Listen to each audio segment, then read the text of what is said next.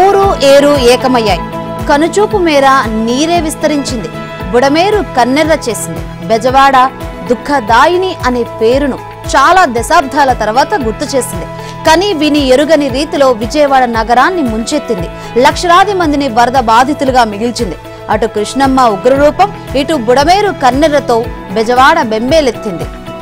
వాయుగుండం ప్రభావంతో గురువారం రాత్రి నుంచే చిటపట చినుకులు మొదలయ్యాయి. శుక్రవారం రాత్రి నుంచి ఏకధాటిగా కురిసిన కుండపోతకు విజయవాడ జలవాడగా మారింది. శనివారం సాయంత్రానికి వర్షం ఉపశమించడంతో నగరం కాస్త ఊపిరి పీల్చుకుంది. అంతలోనే నేనున్నానంటూ బుడమేరు పొంగిపొర్లింది. కృష్ణా పరివాహక ప్రాంతంలో కురిసిన భారీ వర్షాలకు హోరెత్తిన చిన్న పెద్ద వాగులను కలుపుకొని పూనకం వచ్చినట్లుగా విరుచుకుపడింది. అప్పటికే కృష్ణమ్మ భారీగా ప్రవహిస్తూ ఉండడంతో బుడమేరు ఛానల్ నుంచి నదిలోకి నీరు కలిసిపోయే అవకాశం లేకపోయింది. పైగా కృష్ణా నది నీరు కూడా ఎగదన్నింది. దీనికి తోడు విజయవాడలో ఆక్రమణలతో జల ప్రవాహానికి తగిన దారి లేకుండా పోయింది. దీంతో బుడమేరు కట్టలు తెంచుకున్నట్లుగా చెలరేగిపోయింది. ఆదివారం ఉదయం నుంచే బెజవాడలో మెల్లగా ముంపు మొదలైంది. బుడమేరు పరిసర ప్రాంతాల్లోని జనావాసాల్లోకి జలం ప్రవేశించింది. చూస్తుండగానే ఒక్కో అడుగు పెరిగిపోతూ పోయింది. అజిత్ సింగ్ నగర్, పాయకాపురం ప్రాంతాలను 8 అడుగుల మేరకు ముంచెత్తింది. Jakkampudi colony, Ayodhya Nagar, old Rajarajeswaripet, new Rajarajeswaripet, Vambay colony, Andhraprabha colony, Chittinagar తదితర ప్రాంతాలు 5 నుంచి 8 అడుగుల మేరకు నీటిలో మునిగిపోయాయి. జక్కంపూడిలోని రాజు స్వగృహ ఫ్లాట్లు మొదటి అంతస్తు వరకు మునిగిపోయాయి. బుడమేరు ఈ స్థాయిలో దండెత్తడం మాత్రం ఇటీవల కాలంలో ఇదే మొదటిసారి. విపత్తు సమయంలో ప్రజల ప్రాణాలు కాపాడడం తమ ప్రభుత్వ రక్షణ కర్తవ్యమని ముఖ్యమంత్రి చంద్రబాబు స్పష్టం చేశారు. విపత్కర పరిస్థితుల్లో ఆస్తి, ప్రాణ, పశు నష్టం జరగకుండా కాపాడడమే లక్ష్యమన్నారు. వీలైనంత వరకు నష్టాలు జరగకుండా అన్ని చర్యలు తీసుకుంటున్నట్లు చెప్పారు. ఆదివారం ఉదయం మంత్రులు, సీఎస్, డీజీపీ, కలెక్టర్లు, ఎస్పీలతో టెలికాన్ఫరెన్స్ నిర్వహించిన ఆయన అధికారులు ఎంత వద్దన్నా బుడమేరు ముంపు ప్రాంతాల్లో పర్యటించారు. సాయంత్రం తాడేపల్లిలోని విపత్తుల నిర్వహణ సంస్థ కార్యాలయానికి వచ్చారు. స్టేట్ ఎమర్జెన్సీ సెంటర్లో అధికారులతో సమీక్ష నిర్వహించారు. అనంతరం విలేకరులతో మాట్లాడారు. ఇది మీ ప్రభుత్వం అన్ని విషయాల్లో శ్రద్ధ తీసుకుంటుందని చెప్పారు. రెస్క్యూ ఆపరేషన్ తో బాధితులకు పునరావాసం కల్పించడం ద్వారా అన్ని ముందస్తు చర్యలు తీసుకుంటున్నామని తెలిపారు. సహాయ చర్యల్లో ప్రజలు కూడా భాగస్వామ్యం కావాలి అని చంద్రబాబు కోరారు. విపత్తు సాయాన్ని 5 లక్షలకు పెంచామన్న చంద్రబాబు నష్టపోయిన ప్రతి ఒక్కరికి న్యాయం చేస్తామని హామీ ఇచ్చారు.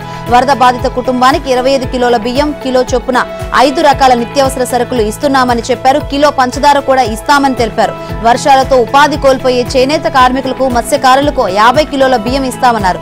ఎక్కడా ఎవరికి ఇబ్బంది లేకుండా చేయడానికి ప్రయత్నిస్తున్నామని చెప్పారు. ఈ వర్షాలు, వరదలకు రాష్ట్రం మొత్తం అతలాకుతలమైందని, 50 ఏళ్లలో ఎప్పుడు పడనంత వర్షం పడిందన్నారు. ఒక్కరోజే రాష్ట్ర వ్యాప్తంగా 28.5 సెంటీమీటర్ల అదనపు వాన పడింది. 3 జిల్లాల్లో 60% పైన, 19 జిల్లాల్లో 20 నుంచి 50% దాకా ఎక్కువ వర్షపాతం నమోదైంది. ఇక ఒక విపత్తు తలెత్తింది. యంత్రాంగం కదలాలి, సహాయం తరలాలి, ప్రజల్లో భరోసా కల్పించాలి. ముఖ్యమంత్రి, మంత్రులు, ఉన్నతాధికారులు బాధితుల్ని స్వయంగా కలిసి కష్టాలను ప్రత్యక్షంగా తెలుసుకోవాలి. అప్పుడే సత్వర ఉపశమనం లభిస్తుంది. ఇది ఒక ప్రభుత్వం బాధ్యత. 5 ఏళ్ల తర్వాత ఇప్పుడు ఇది కనిపించింది. ఆదివారం విజయవాడలో బుడమేరు సృష్టించిన విలయంపై ముఖ్యమంత్రి చంద్రబాబు, ఇతర మంత్రివర్గ సహచరులు ఆగమేఘాల మీద స్పందించారు. చంద్రబాబు ఆదివారం ఉదయం నుంచే దీనిపై దృష్టి సారించారు. అధికారులకు, మంత్రులకు బాధ్యతలు అప్పచెప్పారు. వారిని నేరుగా రంగంలోకి దించారు. అంతేకాదు ఆయనే స్వయంగా వరద ప్రభావిత ప్రాంతాల్లో బోటులో పర్యటించారు. వరదలకు తీవ్రంగా ప్రభావితమైన సింగ్ నగర్ లో ఆదివారం సీఎం చంద్రబాబు స్వయంగా బోటులో తిరిగి పరిస్థితులు సమీక్షించారు. బాధితులతో మాట్లాడారు. ప్రజలకు పాలు, ఆహారం, త్రాగునీరు, కొవ్వొత్తులు, టార్చ్లు అన్ని వెంటనే అందించాలని అధికారులను ఆదేశించారు. ఖర్చు ఎంతైనా సరే వెనకాడవద్దని స్పష్టం చేశారు. సాయంలో ప్రతి 2 గంటలకు మార్పు కనిపించాలన్నారు. అక్షయ పాత్ర నుంచి ఇతర ఏజెన్సీల నుంచి సరఫరా చేయగలిగిన ఆహారం తెప్పించాలన్నారు. అధికారులు, మంత్రులకు ఎవరికి బాధ్యతలు వారి అప్పగించి వాటిని యుద్ధ ప్రాతిపదికన పూర్తి చేయాలని ఆదేశించారు. సింగ్ నగర్ వద్ద గండి పూడ్చడంపై అధికారులతో మాట్లాడారు. బాధితులందరినీ సురక్షిత ప్రాంతాలకు తరలించాలని ఆదేశించారు. దీంతో మంత్రి కొల్లు రవీంద్ర, అనిత, నారాయణ, ఇతర ఉన్నతాధికారులు రంగంలోకి దిగారు. ట్రాక్టర్పై వరద ప్రభావిత ప్రాంతాల్లో తిరిగి బాధితులను పరామర్శించి వారికి భరోసానిచ్చారు. జగన్ సీఎంగా ఉన్నప్పుడు చాలా అరుదుగా తాడేపల్లి ప్యాలెస్ నుంచి అడుగు బయట పెట్టేవారు. ప్రకృతి విపత్తుల సమయంలోనూ అంతే. అంతా సర్దుకున్నాక బురద ఎండిపోయి రోడ్లు శుభ్రమయ్యాక జనజీవనం కాస్త మెరుగైన తర్వాత ఓ వారం రోజులకు తీరిగా పరామర్శకు బయలుదేరేవారు. పోనీ అప్పుడైనా నేరుగా జనంలోకి వెళ్లడం, పొలాల్లోకి వెళ్లి దెబ్బతిన్న పంటల్ని పరిశీలించడం వంటివి చేసిన దాఖలాలు లేవు. ఇప్పుడు వరదలతో రాష్ట్రం అతలాకుతలమైపోతుంటే జగన్ ఎక్కడా కనిపించలేదు. జగన్ రోత మీడియా మరింత వికృత రూపం ప్రదర్శించింది. ఒకవైపు బుడమేరు తాకిడికి విజయవాడ నగరంలో అనేక కాలనీలు నీట మునగగా చంద్రబాబు ఇల్లు మునిగిపోయిందంటూ ఫేక్ ప్రచారం చేసింది. కృష్ణానదిపై ప్రకాశం బ్యారేజ్ వరద ఉధృతి తీవ్రంగా ఉంది. గంట గంటకు వరద పెరుగుతోంది. ఆదివారం సాయంత్రానికి బ్యారేజ్ వద్ద 9.02 లక్షల క్యూసెక్కుల ప్రవాహం ఉండడంతో రెండో ప్రమాద హెచ్చరిక జారీ చేశారు. అర్ధరాత్రి సమయానికి వరద ప్రవాహం 10 లక్షల క్యూసెక్కులు దాటింది. 2009 అక్టోబర్ 5వ తేదీ రాత్రి 11 గంటలకు అత్యధికంగా 10,404 క్యూసెక్కుల నీటిని దిగువకు విడుదల చేస్తున్నారు. బ్యారేజ్ చరిత్రలో ఇదే రికార్డు. దానికి ముందు 1998లో అత్యధికంగా 9.32 లక్షల క్యూసెక్కులు దిగువకు విడుదల చేశారు.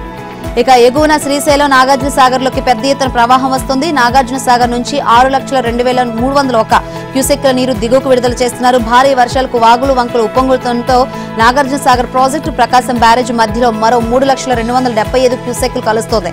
బ్యారేజ్కు భారీ ప్రవాహం మరో 48 గంటల పాటు కొనసాగే అవకాశాలున్నాయి. దీంతో నదీ తీర ప్రాంత ప్రజలు భయాందోళన చెందుతున్నారు. భారీ వర్షాలు, వరదలతో ఏపీ విలవిల్లాడుతుంది. గడిచిన 5 ఏళ్లలో జగన్ ప్రభుత్వ నీటి యాజమాన్య నిర్వహణను గాలికొదిలేసిన ఫలితాన్ని రాష్ట్ర ప్రజలు ఇప్పుడు ఎదుర్కొంటున్నారు. ఆయన అనుయాయులు నదీ గర్భాల్లో చెరువులు, వాగులు, వంకల్లో ఇసుకను ఎడాపెడా తవ్వేశారు. జగన్ హయాంలో గేట్ల నిర్వహణకు నిధుల్లేదు.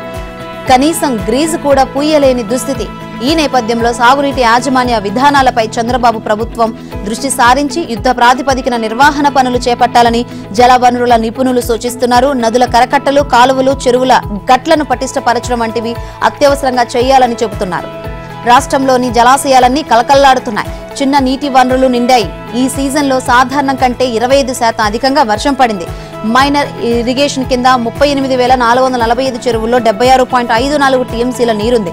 రాష్ట్రంలోని చిన్న పెద్ద 108 రిజర్వాయర్లలో 732.64 టీఎంసీల జలాలు నిల్వ ఉన్నాయి. ప్రధాన జలాశయాల్లో పూర్తి నిల్వ సామర్థ్యం 865.64 టీఎంసీలకు గాను 79% మేర 682.72 టీఎంసీలు ఉంది. మధ్య తరహా ప్రాజెక్టులో 115 టీఎంసీలకు గాను 43% మేర 50 టీఎంసీల జలాలు ఉన్నాయి. ఇతర జలాశయాల్లో 0.134 టీఎంసీల జలాలు ఉన్నాయి. మొత్తంగా 983.487 టీఎంసీలకు గాను 732.643 టీఎంసీల జలాలున్నాయి. బంగాళాఖాతంలో ఏర్పడిన వాయుగుండ ప్రభావంతో ఏపీ వ్యాప్తంగా పలు జిల్లాల్లో భారీ వర్షాలు కురుస్తున్నాయి. దీనికి తోడు ఎగువ ప్రాంతాల నుంచి పోటెత్తుతున్న వరద కారణంగా జిల్లాలు జలదిగ్బంధమయ్యాయి. దీంతో ఆయా జిల్లాల అధికారులు రంగంలోకి దిగి సహాయక చర్యలు చేపట్టారు. మరోవైపు వరద ప్రభావిత జిల్లాలో ఇవాళ అన్ని విద్యా సంస్థలకు సెలవు ప్రకటించారు. గత 48 గంటల్లో కురిసిన భారీ వర్షాలతో ప్రకాశం జిల్లాలో పలు దాదాపు అన్ని ప్రాంతాలు నీట మునిగాయి. సగటున 90.01 మిల్లీమీటర్ల వర్షపాతం నమోదైంది. దాదాపు సగం మండలాల్లో 100 నుంచి 170 మిల్లీమీటర్ల వర్షం కురిసినట్లు అధికారులు అంచనా వేస్తున్నారు. పలు చోట్ల వాగులు వంకలు పొంగి ప్రవహిస్తూ ఉండడంతో జనజీవనం స్తంభించింది. దోర్నాల మండలంలోని తీగలేరు ఉధృతితో మార్కాపురం, దోర్నాల మధ్య రాకపోకలను నిలిపివేశారు.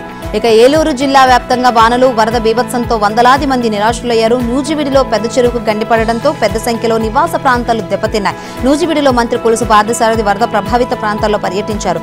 మరోవైపు రామిలేరు పొంగి ప్రవహిస్తూ ఉండడంతో 16వ నెంబర్ జాతీయ రహదారి మీదకు నీరు చేరింది. జగనన్న కాలనీతో పాటు ఎస్సీ కాలనీలో ఉన్న 1000 మందిని సురక్షిత ప్రాంతాలకు తరలించారు. ఇక భారీ వర్షాలతో కాకినాడ జిల్లాలో గెడ్డలు పొంగుతున్నాయి. దీంతో 1000 ఎకరాల్లో వరి, ఇతర వాణిజ్య పంటలు నీట మునిగాయి. పిఠాపురం నియోజకవర్గంలో సొద్దగడ్డ కాలువకు వరద పోటెత్తడంతో 2000 ఎకరాల్లో పంటలు నీట మునిగాయి. వరద ప్రభావంతో గొల్లప్రోలు పట్టణంలో పలు రహదారులు జలదిగ్బంధంలో చిక్కుకున్నాయి. దీంతో రాకపోకలకు ప్రజలు తీవ్ర ఇబ్బందులు ఎదుర్కొంటున్నారు. ఈ మండలాల్లో 2000 ఎకరాల వరకు వరి, ఇతర వాణిజ్య పంటలు ముంపునకు గురయ్యాయి. ప్రధానంగా పామాయిల్ తోటలు తీవ్రంగా నష్టపోయాయి. జిల్లా వ్యాప్తంగా భారీ వర్షాలు, వరదలకు 2540 హెక్టార్లో వరి, 20 హెక్టార్లో పత్తి నీట మునిగింది. ఇక భారీ వర్షాల హెచ్చరికలతో కాకినాడ జిల్లాలో సోమవారం అన్ని విద్యా సంస్థలకు సెలవు ప్రకటించారు.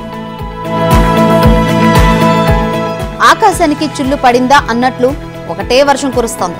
తెలంగాణ మొత్తం మీద ఆదివారం వర్షం కురవని మండలం ఒక్కటి కూడా లేదు.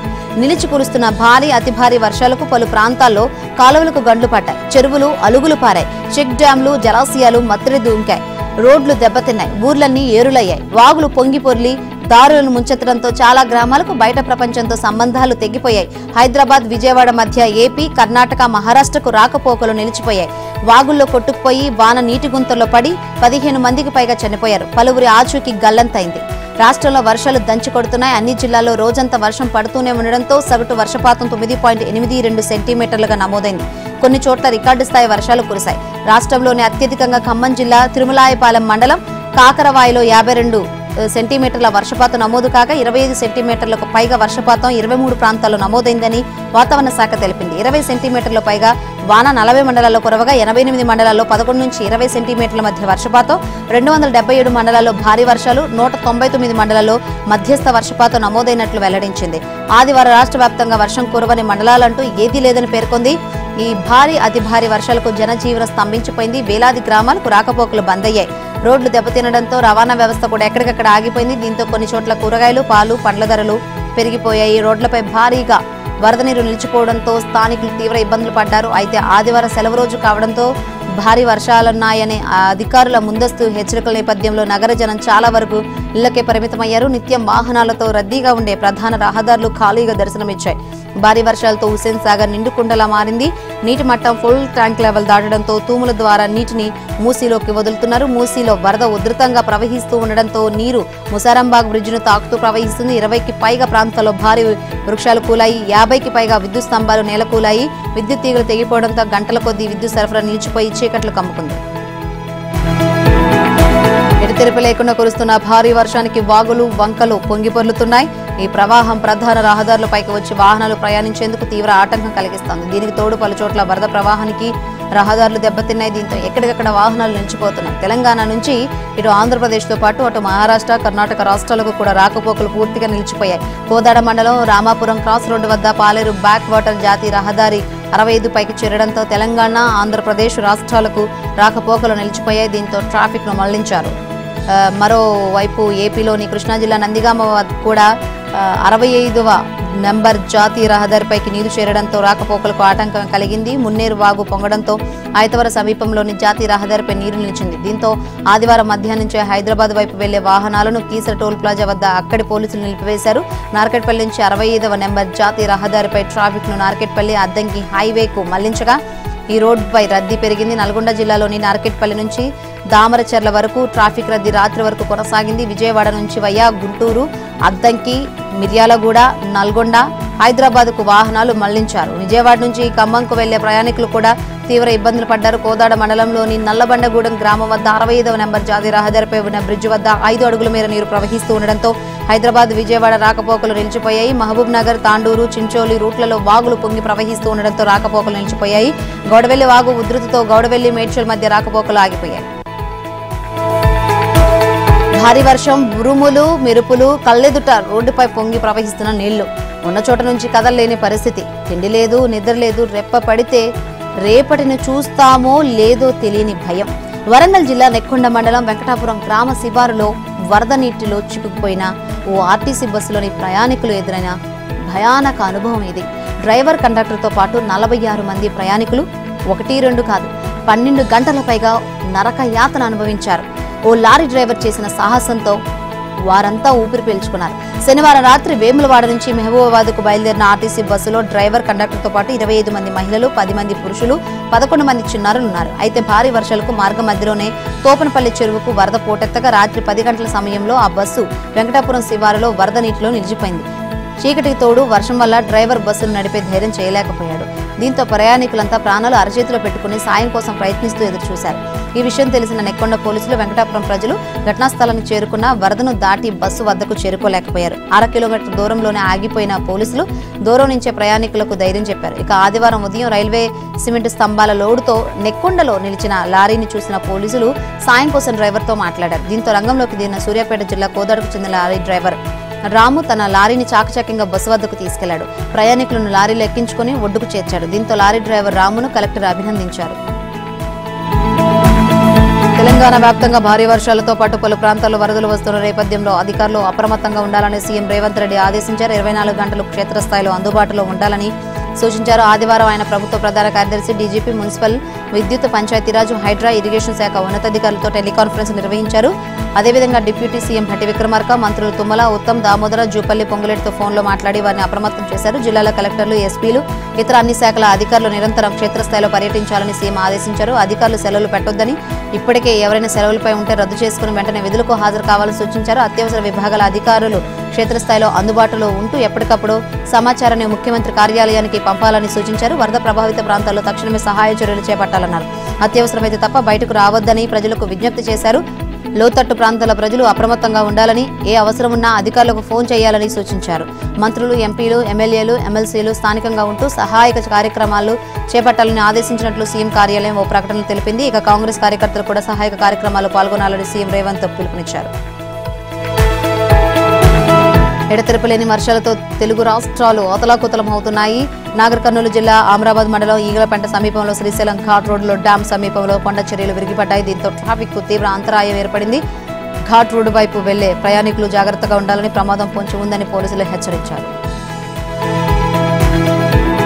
తెలంగాణలో ఆదివారం కుంభవృష్టి కురిసింది. వరుణుడి దెబ్బకు రాష్ట్రమంతా తడిసి మొత్తైంది. గతంలో ఎన్నడూ లేని విధంగా రికార్డు స్థాయి వర్షపాతం నమోదైంది. చాలా ప్రాంతాల్లో రోజంతా వాన పడుతూనే ఉంది. పలు జిల్లాల్లో జనజీవనం స్తంభించింది. మహబూబాబాద్ జిల్లా ఇనుగుర్తి, చిన్నగూడూరు మండలాల్లో ఆదివారం అత్యధికంగా 45 సెంటీమీటర్ల వర్షపాతం నమోదైంది. అదే జిల్లాలో నరసింహులపేట మండలంలో 40.5 సెంటీమీటర్ల వర్షం కురిసింది. మొత్తంగా రాష్ట్రంలోని 16 మండలాల్లో 30 సెంటీమీటర్ల పైగా వర్షపాతం నమోదైంది. తెలంగాణలో పలు జిల్లాలో ఇవాళ భారీ వర్షాలు కురిసే అవకాశం ఉందని హైదరాబాద్ వాతావరణ కేంద్రం తెలిపింది. కామారెడ్డి, నిజామాబాద్, రాజన్న సిరిసిల్ల, నిర్మల్, మెదక్, సంగారెడ్డి, వికారాబాద్, నారాయణపేట జిల్లాల్లో భారీ వర్షాలు కురిసే అవకాశం ఉందని ఎల్లో అలర్ట్ జారీ చేసింది. ఇక ఆదిలాబాద్, ఆసిఫాబాద్, మంచిర్యాల, పెద్దపల్లి, భూపాలపల్లి, ములుగు, భద్రాద్రి కొత్తగూడెం, ఖమ్మం, సూర్యాపేట, మహబూబాబాద్, వరంగల్, హన్మకొండ జిల్లాలో మంగళవారం కూడా భారీ వర్షాలు కురుస్తాయని వాతావరణ శాఖ హెచ్చరించింది. ఆంధ్రప్రదేశ్, తెలంగాణలో కురుస్తున్న భారీ వర్షాల కారణంగా రహదారులన్నీ జలమయమయ్యాయి.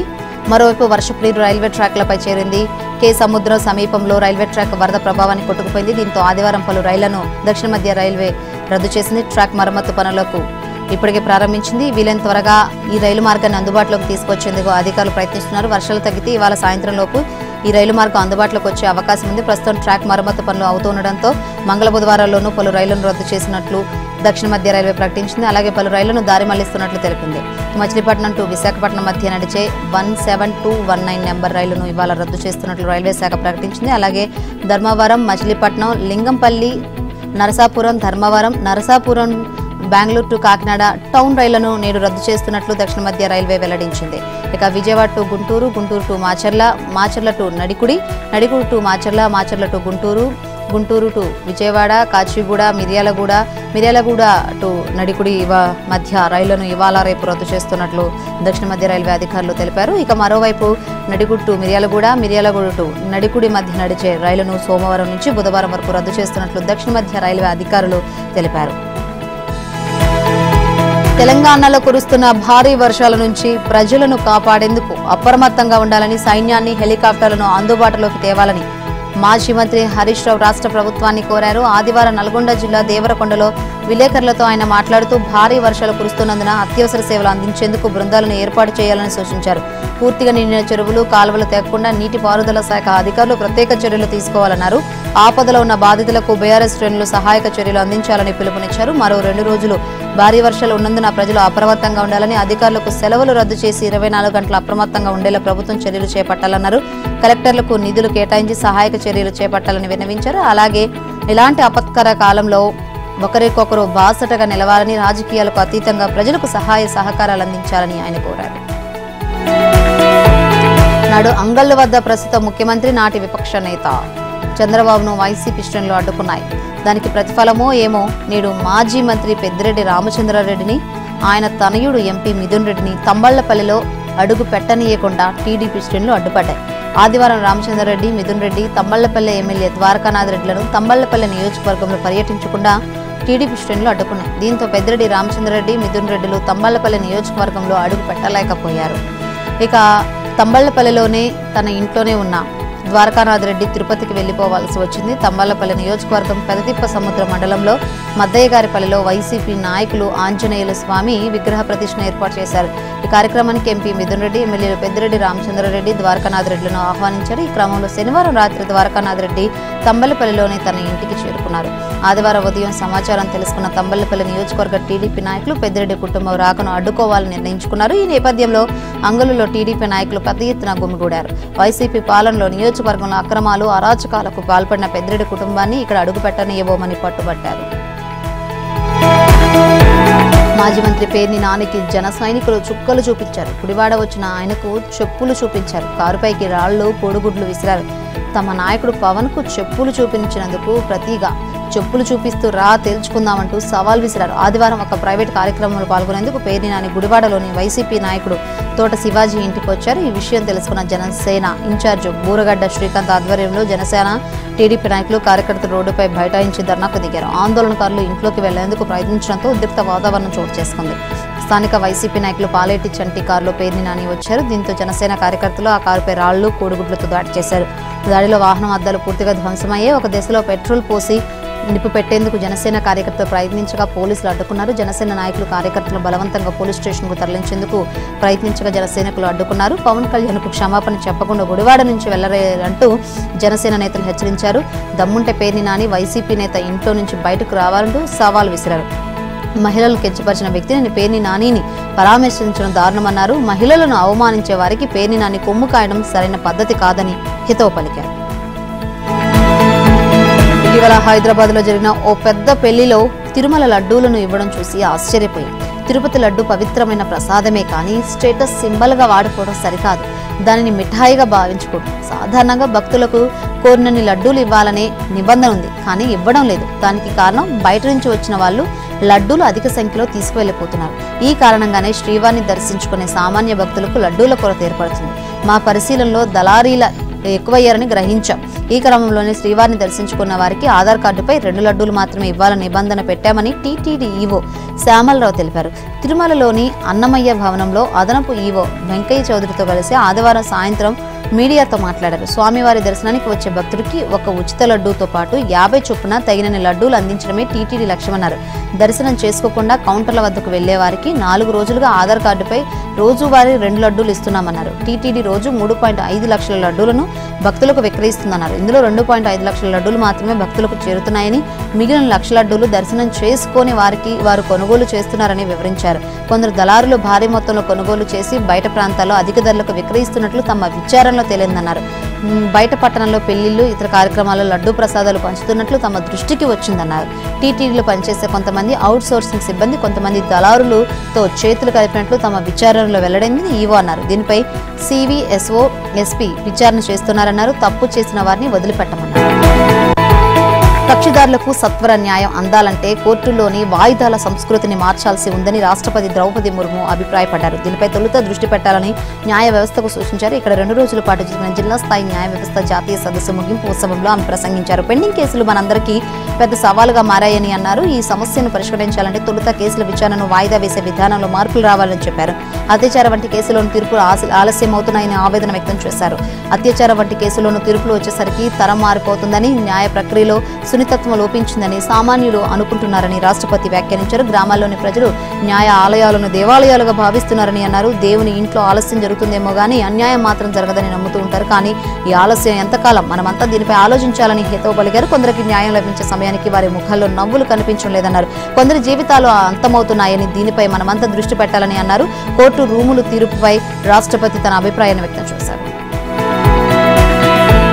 తృణమూల్ కాంగ్రెస్ పార్టీకి అస్సాంలో ఎదురుదెబ్బ తగిలింది. అస్సాం టీఎంసీ పార్టీ అధ్యక్షుడు రిపున్ బోరా ఆ పార్టీకి రాజీనామా చేశారు. అస్సాం ప్రజలు టీఎంసీని పశ్చిమ బెంగాల్లోని ప్రాంతీయ పార్టీగా పరిగణిస్తున్నారని, కానీ అస్సాంలో తమ పార్టీగా అంగీకరించడానికి ఇష్టపడడం లేదని ఆయన అన్నారు. అంతేకాదు అస్సాంలో టీఎంసీకి ఆమోదయోగ్యంగా ఉండాలని పార్టీ అధినేత్రి పశ్చిమ బెంగాల్ ముఖ్యమంత్రి మమతా బెనర్జీకి పలు సూచనలు చేశామని గుర్తు చేశారు. అయినప్పటికీ వాటిపై ఎలాంటి చర్యలు తీసుకోలేదని తృణమూల్ కాంగ్రెస్ ప్రధాన కార్యదర్శి అభిషేక్ బెనర్జీకి రాసిన లేఖలో రిపున్ బోరా స్పష్టం చేశారు. టీఎంసీ జాతీయ స్థాయిలో అస్సామీ నేతను చేర్చుకోవాలని కోల్కతాలోని టోలీగంజ్లోని భారతరత్న డాక్టర్ భూపెన్ హజారిక నివాసాన్ని వారసత్వ ప్రదేశంగా ప్రకటించాలని కోరినట్లు తెలిపారు. కూచ్ బెహార్లోని మధుపూర్ సత్రాన్ని సాంస్కృతిక కేంద్రంగా మార్చాలని కూడా సూచించినట్లు తెలిపారు. ఈ సమస్యను పరిష్కరించేందుకు గత ఏడాదిన్నర కాలంగా అభిషేక్ బెనర్జీ, మమతా బెనర్జీలను కలవాలని ప్రయత్నించినా సఫలం కాలేదని రిపున్ బోరా తెలిపారు. 2 ఏళ్లకు పైగా టీఎంసీ రాష్ట్ర అధ్యక్షుడిగా ఉన్న ఆయన ఈ సమయంలో రాష్ట్ర వ్యాప్తంగా ప్రజలతో విస్తృతంగా సంభాషించారని చెప్పారు. దురదృష్టవశాత్తు అనేక అంశాల పెండింగ్ నేపథ్యంలో అసోంలోని చాలా మంది ప్రజలు టీఎంసీని పశ్చిమ బెంగాల్ ప్రాంతీయ పార్టీగా చూడడానికి దారితీసాయన్నారు. ఈ క్రమంలో అస్సాం ప్రజలు వేరే రాష్ట్రానికి చెందిన పార్టీని అంగీకరించడానికి ఇష్టపడడం లేదన్నారు. అనేక సవాళ్లకు తగిన పరిష్కారం లేకపోవడంతో తాను ఈ కఠినమైన నిర్ణయం తీసుకోవాల్సి వచ్చిందని రిపున్ బోరా అన్నారు. రాజకీయ వ్యూహకర్త జన్ సూరజ్ అధినేత ప్రశాంత్ కిషోర్ తన పార్టీ ప్రభుత్వాన్ని ఏర్పాటు చేస్తున్నట్లు బహిరంగ చర్చల సందర్భంగా చాలాసార్లు బీహార్లో ప్రకటించారు. కానీ తాజాగా ఆర్జేడీ నేత తేజస్వి యాదవ్కు ఆయన సవాల్ విసిరారు. వచ్చే ఏడాది బీహార్లో అసెంబ్లీ ఎన్నికలు జరగనున్నాయి. ఈ నేపథ్యంలో ప్రధాన రాజకీయ పార్టీలు ఇప్పటికే ఎన్నికల సన్నాహాలను ముమ్మరం చేశాయి. మరోవైపు రాజకీయ వ్యూహకర్త జన్ సూరజ్ అధినేత ప్రశాంత్ కిషోర్ తన పార్టీ ప్రభుత్వాన్ని ఏర్పాటు చేస్తున్నట్లు బహిరంగ చర్చల సందర్భంగా చాలాసార్లు ప్రకటించారు. 1000 కిలోమీటర్లు ప్రయాణించి ప్రజలతో మమేకమయ్యిన ఆయన ఆత్మవిశ్వాసం కనిపిస్తోంది. అక్టోబర్ 2న గాంధీ జయంతి రోజున ప్రశాంత్ కిషోర్ తన పార్టీని అధికారికంగా ప్రకటించనున్నారు. ఆ క్రమంలోనే చాలా మంది మాజీ ఎమ్మెల్యేలు, రిటైర్డ్ ఐఏఎస్లు, ఐపీఎస్లు ఆయనతో జతకట్టారు. కానీ తాజాగా ప్రశాంత్ కిషోర్ బీహార్ పొలిటికల్ కారిడార్లలో రాజకీయ అంశాలపై చర్చ కొనసాగిస్తున్నారు. లింగ వివక్ష, మహిళలపై లైంగిక వేధింపులపై మాలీవుడ్ చిత్ర పరిశ్రమ అట్టుడుగుతుంది. తాజాగా ఆ ప్రకంపనలు క్రమంగా తెలుగు చిత్ర పరిశ్రమను కూడా తాకుతున్నాయి. జస్టిస్ హేమా కమిటీ నివేదిక వెలువడిన నేపథ్యంలో చిత్ర పరిశ్రమలోని మహిళలపై వేధింపులను నిరసిస్తూ టాలీవుడ్ నటి సమంత మరోసారి గళం విప్పారు. టాలీవుడ్లో మహిళలపై జరుగుతున్న వేధింపులపై 2019లో ఏర్పాటు చేసిన సబ్ కమిటీ నివేదికను ఇప్పుడు బయటపెట్టాలని ఆమె తెలంగాణ ప్రభుత్వాన్ని అభ్యర్థించారు. దాన్ని బహిర్గతం చేయడం వల్ల తెలుగు చిత్ర పరిశ్రమలో మహిళలు ఎదుర్కొంటున్న లైంగిక వేధింపులను అరికట్టేందుకు అవసరమైన విధి విధానాలను రూపొందించడంలో ప్రభుత్వానికి ఉపయోగపడుతుందని అభిప్రాయపడ్డారు. Voice of women in TFI పేరుతో ఆమె సోషల్ మీడియాలో పెట్టిన పోస్ట్ వైరల్ అయింది. ఇండస్ట్రీలో మహిళా సమానత్వం, సురక్షితమైన పని వాతావరణాన్ని సృష్టించడం చాలా ముఖ్యమని సమంత అభిప్రాయపడ్డారు. ఆ దిశగా అందరూ కలిసి కృషి చేయాలని కోరారు. నటి మంచు లక్ష్మి, దర్శకురాలు నందిని రెడ్డి, గాయని చిన్మయి శ్రీపద, యాంకర్ సుమ కనకాల సహా పలువురు నటీనటులు సమంత సందేశాన్ని సోషల్ మీడియాలో షేర్ చేసి ఆమెకు మద్దతు తెలిపారు. పారా ఒలింపిక్స్లో 4వ రోజు పథకం లేకుండానే ముగుస్తుందనుకున్న వేళ ట్రాక్ అండ్ ఫీల్డ్లో మన అథ్లెట్స్ 2 మెడల్స్తో శభాష్ అర్పించారు. ఆదివారం అర్ధరాత్రి జరిగిన పురుషుల హై జంప్ T47 ఈవెంట్లో స్టార్ అథ్లెట్ నిషద్ కుమార్ రజతంతో మురిపించాడు. నిషద్ 2.04 మీటర్ల ఎత్తులో జంప్ చేయడంతో పాటు సీజన్ బెస్ట్ మార్కును నమోదు చేశాడు. నిషద్ ఇది రెండో పారా ఒలింపిక్ పథకం. 2020 టోక్యో గేమ్స్లోనూ అతను రజతం అందుకున్నాడు. కాగా ఓవరాల్గా పారా హై జంప్లో భారత్కి ఇది 7వ పథకం. ఇదే పోటీలో పాల్గొన్న రామ్ పాల్ మాత్రం 1.95 మీటర్లతో 7వ స్థానంలో నిలిచాడు. మరోవైపు మహిళల 200 మీటర్ల T35లో ప్రీతి పాల్ కాంస్యం సాధించింది. దీంతో ఈ క్రీడలో భారత ఖాతాలో 1 స్వర్ణం, 2 రజతాలు, 4 కాంస్యాలు చేరాయి.